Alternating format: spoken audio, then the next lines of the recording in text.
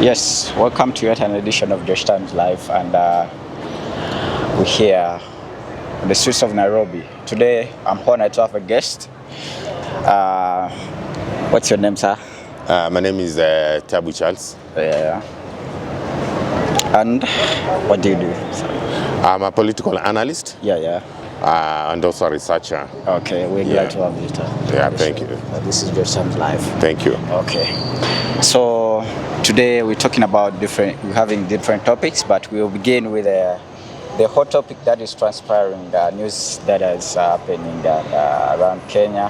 That is the scuffle in the ODM, and what might be at stake if at all this goes on as it is.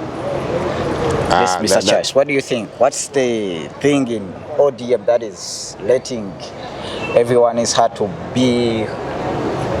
There is no problem. These are just a political wrangles of supremacy, because there's a gap, and this gap is some people trying to prove themselves. But what I can warn most of the leaders, they have to understand most of the majority voters of ODM. Who are these leaders in particular who you're talking to? These particular leaders are leaders within the ODM office bearers, who are also elected member of parliament, and others are also senators and governors.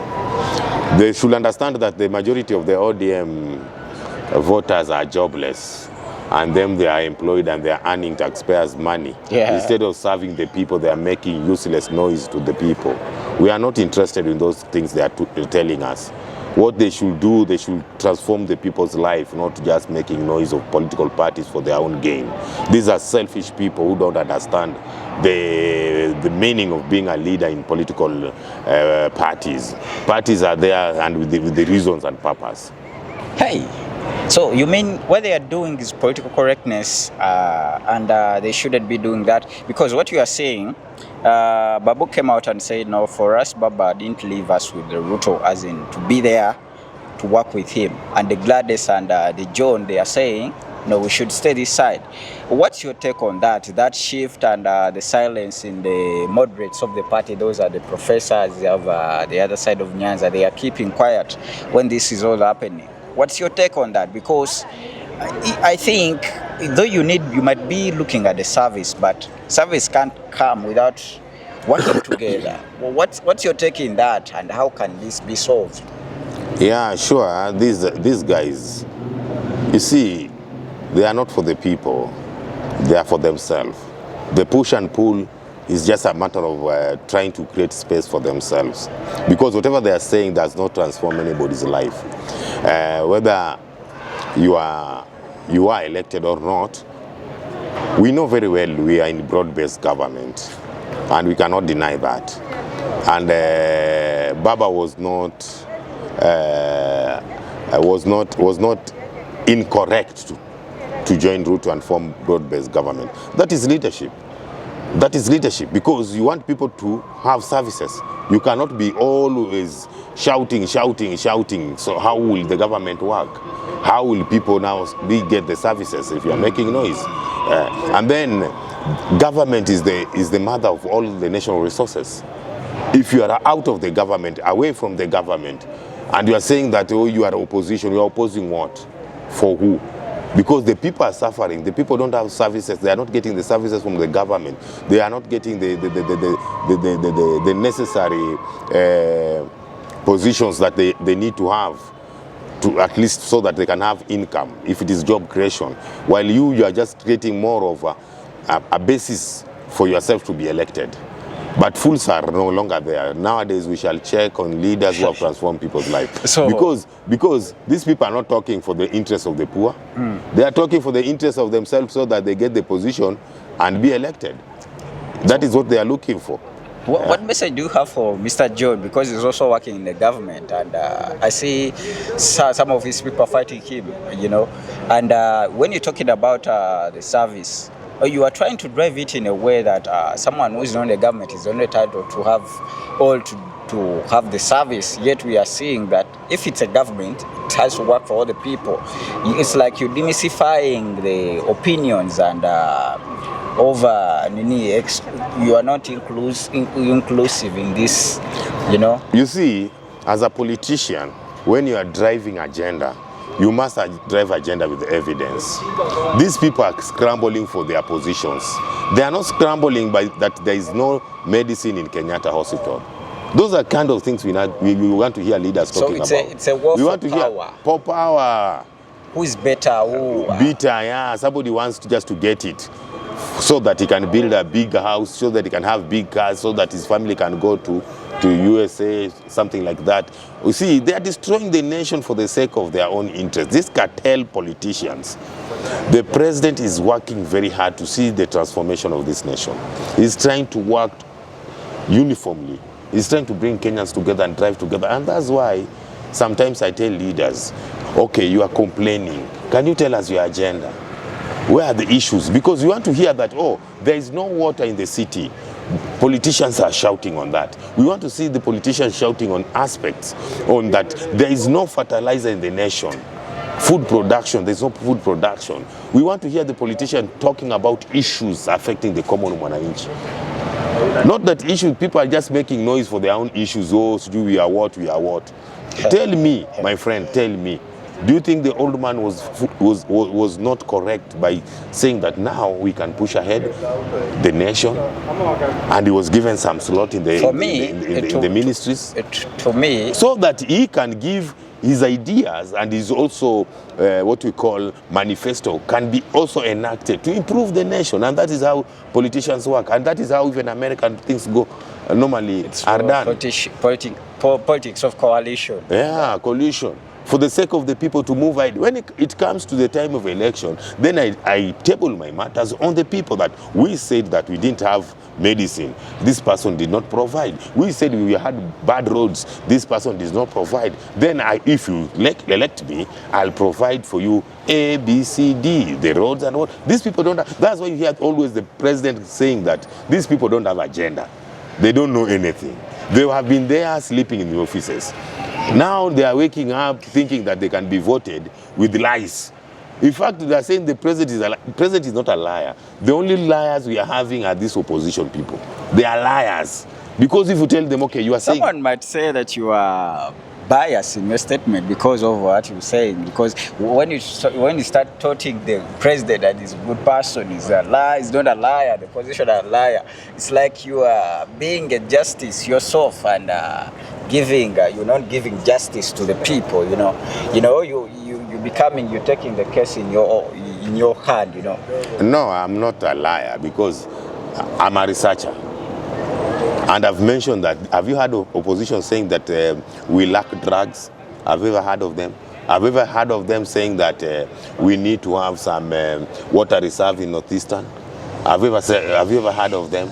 Have you ever heard of them that we need some roads to be constructed, the dual carriage, something like that? What they are alleging is that the economy is not appeasing the wananchi, that the government has took more money to macro sector, leaving the wananchi to suffer, and there is not enough flow of money on the ground. The people are not feeling that the government is working for them. It's working for maybe foreign, all sort of that, people with big companies or sort of corporate companies. What's your take on that? Because they are saying the economy is not favoring wananchi. Those are wanauza nguo kwa soko. As the chairman of Bunge la Wazalendo, yeah, I do get the information all over the country. And let me tell you one thing, if the economy is improving, one, look at our dollar. From the time 2022 to now, what is our rate of dollar? Look at our sale of coffee. By the time he took over to now. Because the economy cannot grow by propaganda. The economy has to take another sector and expand itself. And the economy is growing by expansion slowly by slowly. It is only that people try to bring propaganda and allege some issues which are not correct. Look at the cost of avocado, that is macadamia. Yeah. It was, I don't know, it was 10 shillings by that, 2022, something like that. But now look at the kilo is going more than 80 shillings per kilo. Are you getting it? Yeah, I'm getting The coffee also has increased. The tea also have increased. Yeah. Those are the agricultural products that normally attracts our dollar and also strengthen our shilling. So what do you want to say? Have they talked about it? Can they tell us, okay, fine, you are saying about the economy is not growing and what have you? I know, it's not me who's saying. Yeah. They're the ones saying. Who? The politicians, they one of Who the is politicians. Who is this saying? Because there must be somebody. The politicians. Politician, who is he? They are alleging. Because you yourself have alleged on me talking on the president. It's as if I'm praising. I'm not praising. I talk things with the facts. In fact, right now, let me tell you one thing.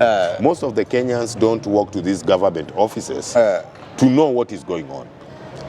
Even to seek audience with the CSS. They are in hearsay. In hearsay, and they are waiting matters from the newspapers. And you see, there are some people trying to influence newspaper to another direction. Okay. That's what I'm telling you. If you want to know issues of the government, please try to seek audience with the CSS. Okay, write Mr. to them a Charles. letter of invitation so that you can be briefed. Let's move with another topic. Yeah. It's been a good lesson. Mr. Charles, there are things that are transpiring in East Africa, and one of it is the elections that we had. We had one last year, that was Tanzania. We saw what transpired, the bloodshed and sort of that. It had a lot of chaos. So we have another one this year, and probably this coming week, we have one in Uganda. We've seen on the news the scuffle between the government, those in government, incumbent, and the one in opposition. That is one guy called Robert Chagulanyi Sentamu, aka Bobby Wine, trying to topple the guy or else the general that has been in power over 40 years. He's still claiming that he has the knowledge and the power, he has the capacity, and is able to take the country to what we call the first world countries, that quote where Kenyans say Singapore. For him, he's saying he's stable, steady, and still energetic to do that. What's your take on the election that are about to happen in Uganda? What's your take? First of all, thank you for this time. But what I can see in the election is a process. Definitely. And when the process is barbaric and the process is a bit violent, the electoral body need to advise the two parties to maintain peace and law and order. It doesn't matter whether you're in power to oppress others. In this context, before, let me cut you short. We are seeing that in Uganda, though they have electoral body, but it's trying to imitate the same traits of the recent concluded election of Tanzania, where the boss and still the incumbent, that is the incumbent, the president still has the grip on the election and all the institutions that are trying. That's what I'm telling you, the election there is not fair. The process, that's what I told you, the election is not voting, it's a process. Yeah.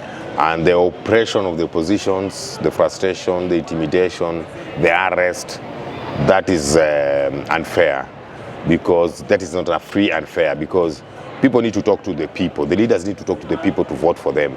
And if you cannot give me that chance to talk to the people, that is also oppressing me. You are oppressing the opposition. Stripping my rights off. Yeah. So there is no fairness in that process. The only thing that they are waiting for the verdict, which has been also determined. But it is good to put a fight the way Bobby Wine is putting the fight. So what you try to tell the people that they are just going for formality. For formality, come endorsing the guy, giving exactly, him legality. That it has happened, and that is the position, so you can go to court. And they are also in the court. And by the way, I'm telling you this, but on 19th, after the election that is to happen on 15, the Chief Justice, where they have to take the complaint to. The complaint is retiring. Yeah. So that means they will find another judge. The acting Chief Justice. They must be acting. A government must have somebody, even if he retires, somebody who can act on behalf. So that one is another hurdle. And sometimes you might think that you're in the government, but down the line, that's what I'm telling you, down the line, you'll face it very rough on the aspect of leadership, because your term will end and your people will face it after you. And that is what I can warn Museveni for. His term can end, but his people will suffer. And they will pay back what they have been doing, the bloodshed, the frustration. Do you think he cares about that because he's a guy, he's a general from the guerrilla warfare? Yeah, he doesn't care because he's protected. When somebody is protected, claims to be not caring. But when the people will come out against you, that is the day you know that things are bad. Someone will come out and say that we are seeing all this happening in the era of Trump. Is there any connection between kind of where we're seeing there is a lot of militarism and dictatorship in the era of Trump, where there is nothing can be done only because there is a government in America that is looking for business and not for human rights and advocating for sort of that. What's your take on that? Let us not involve Trump in the issue of Uganda. What we know that Americans, they have their leader and their problems, and they know how they sort out their problems. We African, we should also observe ourselves and monitor and see what we can do, because we are creating our own problems and then we want others to come to solve it for us. You are killing your own brother, you are killing your own mother, you are killing your own father, you are killing your own sister. Then you want America to come and solve it for you. See, Uganda is a very stable nation in terms of food production. What now Uganda need to do is just to get a right leader who can propel Uganda to another level. Let's say like improving the road infrastructures, communications, education stability is there in Uganda.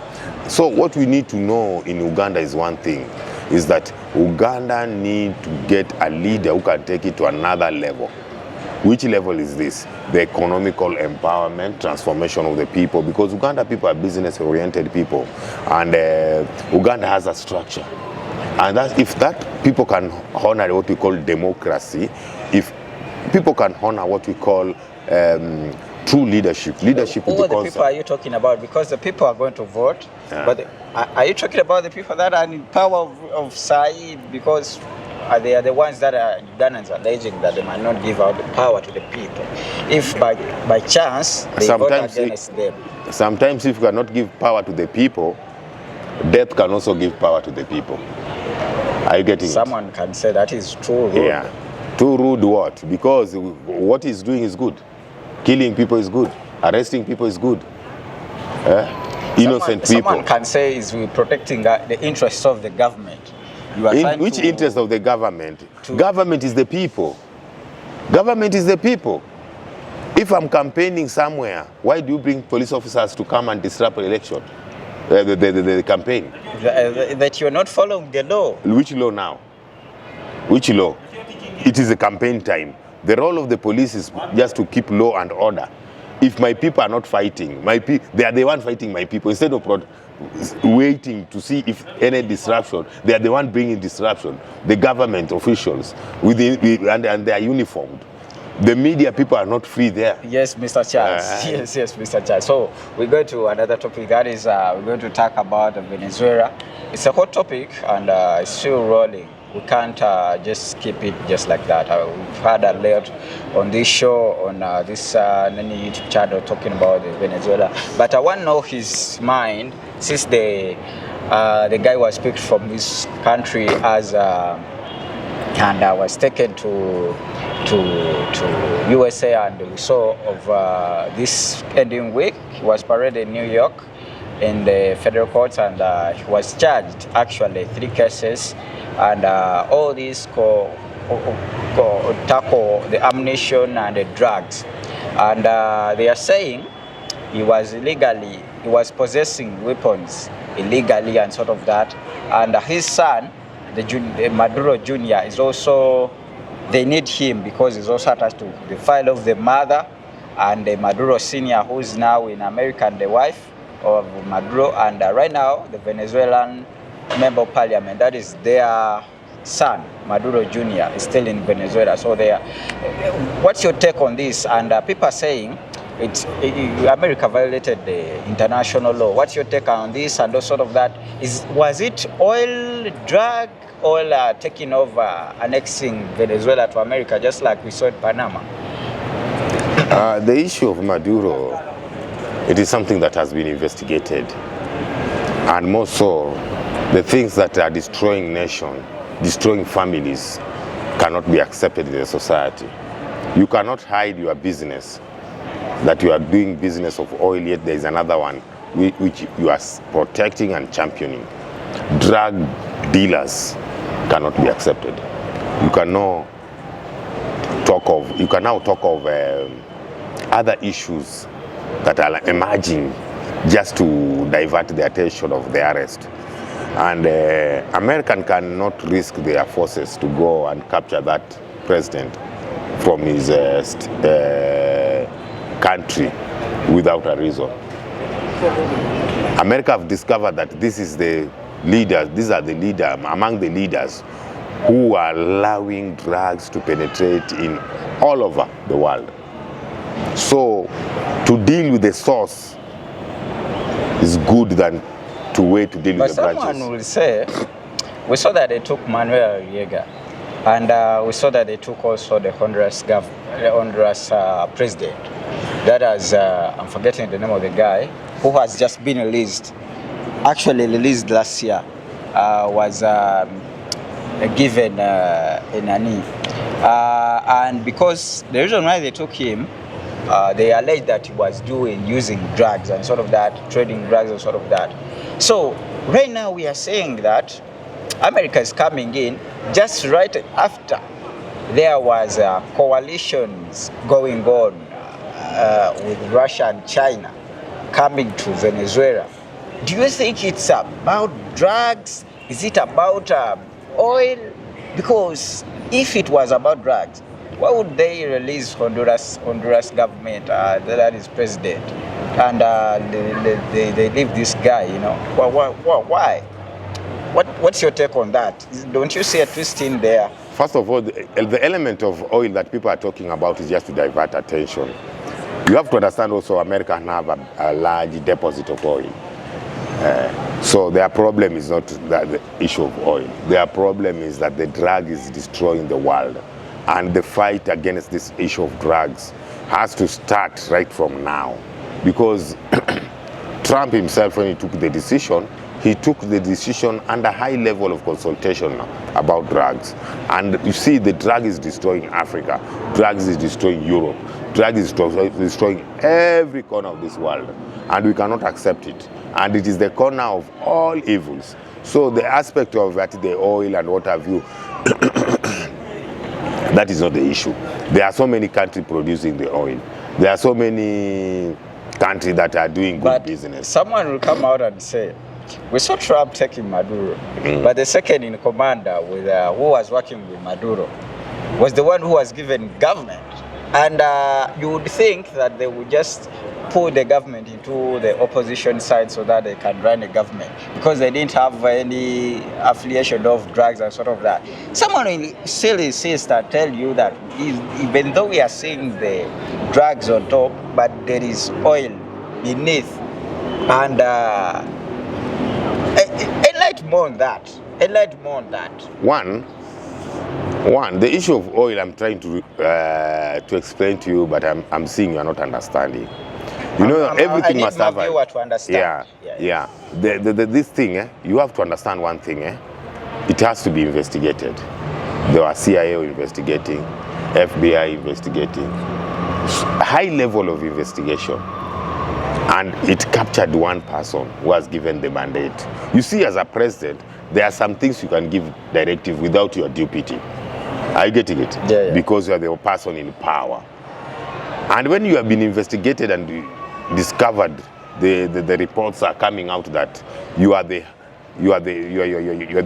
person who have given the mandate of this thing, or you have accepted, you are also in the same line with these drug dealers, then people must deal with you. The government must deal with you. The world must deal with you. The superpowers must come for you, because you are destroying the world. Look at the way people are suffering because as a result of this kind of business. Look at in Kenya, there was those drugs which were captured over the sea by escorted by our government officials, yeah, and they were arrested. Are you getting it? Yes. So there must be something that America had seen in that nation. There must be something that they discovered. So we leave it for America to proceed, because those allegations of oil, we have oil in Saudi Arabia. We have oil in those sides of Oman, wherever there are oil. We have oil even in those parts of Russia. Yeah.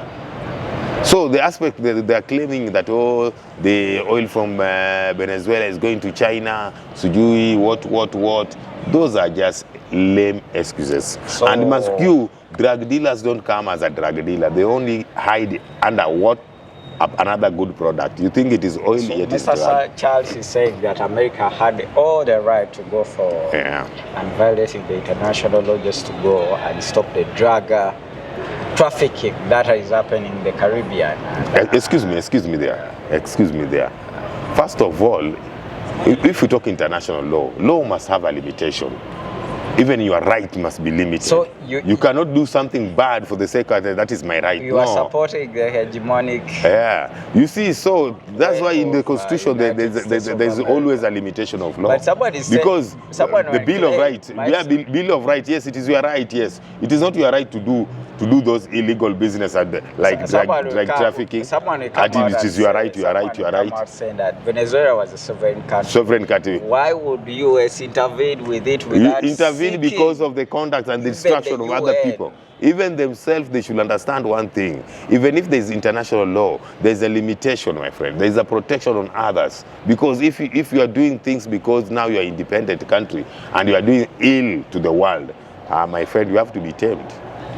Proceed. So why would you think that when they take Maduro, why do you think they take over the control of the government? They should have left there because they wanted that only guy who they allege that is working.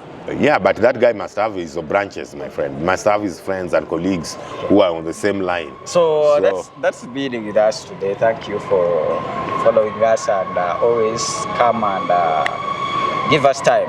Yeah, it's been Mr. Charles. I'm so thank you, sir. Humbled to have you. Thank you. We'll be having Mr. Charles on our shows if he has some time. We'll be glad to have him here. Thank you. You can leave the comments there